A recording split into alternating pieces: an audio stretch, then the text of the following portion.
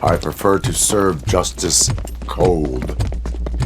Welcome everyone, Costin here with my review of RoboCop Rogue City, which came out just over a week ago and has certainly earned itself a very positive reputation since release. Is it the perfect game? No. Is it a game of the year? No. Is it an excellent shooter that would stand on its own if it wasn't for the RoboCop license? Maybe so, yes or no. There are certainly things that do make it stand out as a game that is independent of just the license, but I want to stress out, this is a game built around the RoboCop license. It is limited by the license, and I think as a game or as a piece of media, it is the best RoboCop product that we have gotten since probably the first or even second movie. Certainly no creator for RoboCop, no piece of media for RoboCop has been able to replicate what Paul Verhoeven was able to do with the very first movie. You have this interesting story of a man turned into a machine, people treating him as if he's dead, but he's not really dead, he's not gone, and you do have the dilemmas that get created in a dystopian world where the corporations rule things as they were, or rather rule Detroit. And to be honest, I think it is a product of its time with all the limitations that come with that. But RoboCop, while it's not necessarily the best shooter that has ever come out, is very faithful to its source material. In some ways, that's for the worst, because there are things that have happened in the RoboCop franchise that didn't work out all that well. But on the other hand, you have this. Contact! The moment you hear that gun sing is the moment you fall in love with it. It is an amazing piece of equipment to use in this game, and you will be forced to use it quite a lot, because there's only two guns you can carry with you at all times, and one of them is the Auto 9, so you're forced to use this gun. And it is great. You can customize it, you can make it significantly more powerful, you can add armor piercing, you can add explosives, basically. It becomes an incredible piece of equipment. It starts as an incredible piece of equipment, it becomes a lot better. But outside of the Auto 9, the other guns may not necessarily be as great, but that's fine. In a RoboCop game, it makes sense to focus on making the Auto 9 as great as possible.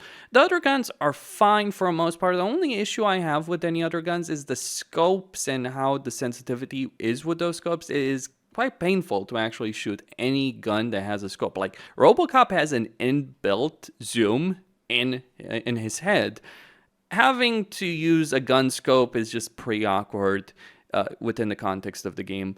But outside of that, the other guns are certainly fine enough. You get grenade launchers in this game. You get machine guns. It's kind of ridiculous, the kind of arsenal that people are throwing against you, because everyone seems to be eager to hurl themselves against RoboCop and more or less commit suicide by RoboCops, as it were. You feel like a walking tank in this game. You are a walking tank in this game, and you will annihilate everything that stands in your path.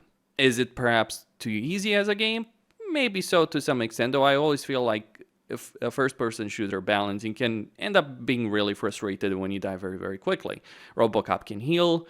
He can either use healing kits, and he has a limited supply of those, and find more in the levels, or he can get certain skills to improve that healing. The skill tree is kind of one of the downsides. It feels like they're trying to make some kind of RPG with it, but the problem is you end up with a lot of limitations because of the skill tree initially. And there are certainly, and you will certainly want to get certain things above all the others. So it's not really much of a choice if there are certain paths that are significantly better than others. You won't be able to get everything that you may want in a particular playthrough, though for what it is worth, the most interesting abilities are acquired fairly early on. One thing I do like about the skill tree is obviously you do want to get these skills, but here's the thing. To get experience, you need to complete objectives. You need to explore. You need to pay attention. You need to do main objectives and side objectives. So this really pushes you to pay attention to what's going on around you, explore, pay attention to the world, make the right decisions within that world to get a good rating. Because your performance in a mission is ranked at the end of it. Like for the vast majority, or the majority of the main story missions, your performance will be ranked, and dependent on your ranking, I think you get more or less experience. But regardless, completing objectives and finding, finding all the hidden goodies in the game, including training discs that can give you experience or give you skill points in their own right, is very much worth it. And that's one of the things that I like about this game. It's not just the shooting aspect. It's not just taking the Auto 9 and massacring everything that stands in your path. No, RoboCop is much better than just that. It's a game which focuses on exploration. It's a game that focuses you to pay attention to your environment and to actually act as a police officer. Like, how do you tackle crime? Do you fine everyone that you encounter that's breaking the law in every way, or do you just give them a warning? And you have to play that balancing act. Some crimes, obviously, breaking the law in some cases does warrant serious action. In other cases, you might just, turn aside, so to speak, or ignore certain things. The decisions you make, that ultimately comes down to you. Now, since this game is taking place between the second and third game, it ultimately doesn't matter for the most part, and I think that's one of the downsides, so to speak, of this particular title, that a lot of the decisions they won't necessarily be that impactful. However, it has to be said that the relationships you're building with certain characters and the quest lines that you have with certain companions, if you will, throughout the game, like a rookie cop or Pickles, those do make the story feel very alive.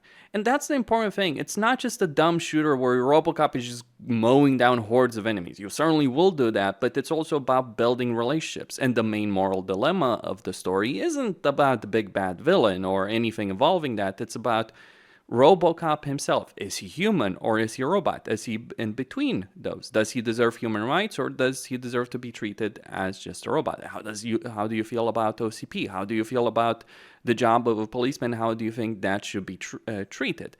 Now, of course, that's a bit undermined considering the fact that you'll just be massacring half the population of Detroit, it feels like. It gets ridiculous. I think I killed thousands upon thousands of people in this game by the end of it. Maybe I'm exaggerating a bit, but to be certain, not by that much. So kind of a bit undermining that aspect where you just have hordes and hordes and hordes and hordes of enemies.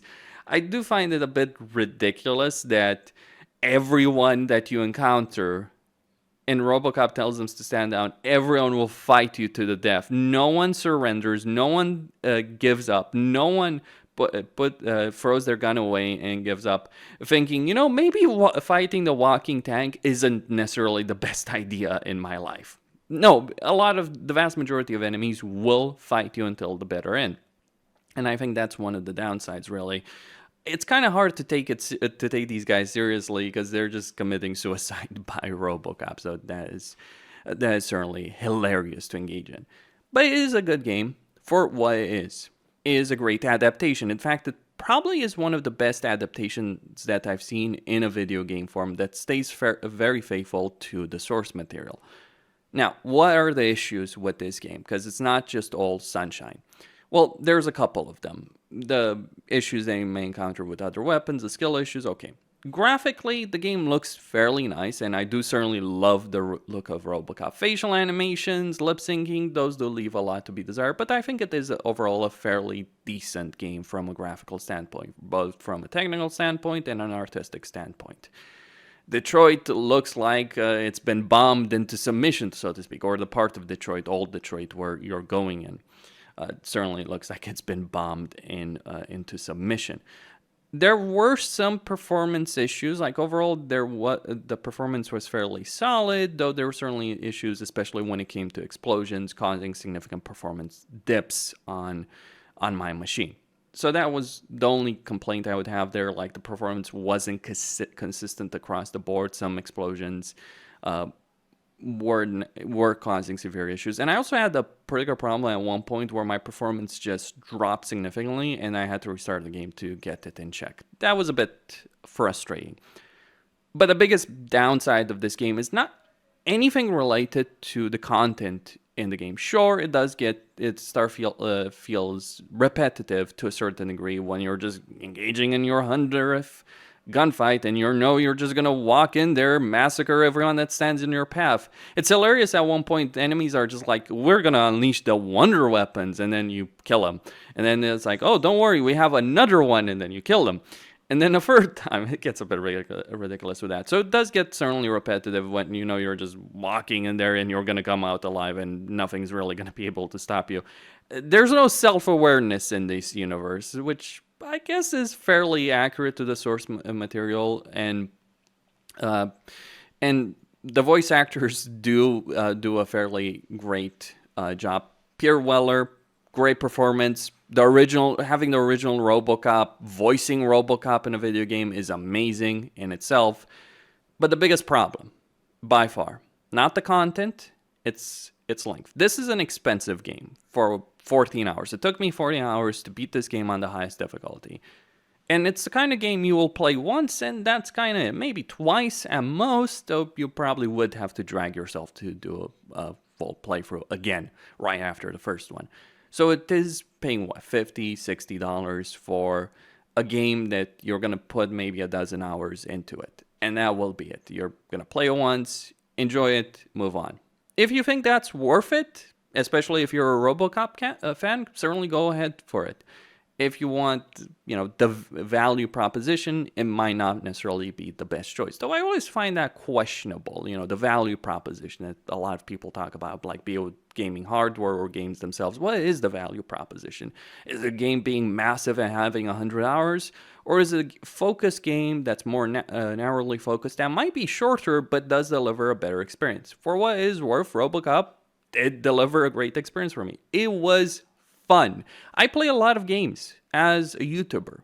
I go for a lot of missions. I go for parts of games that are tedious as all hell.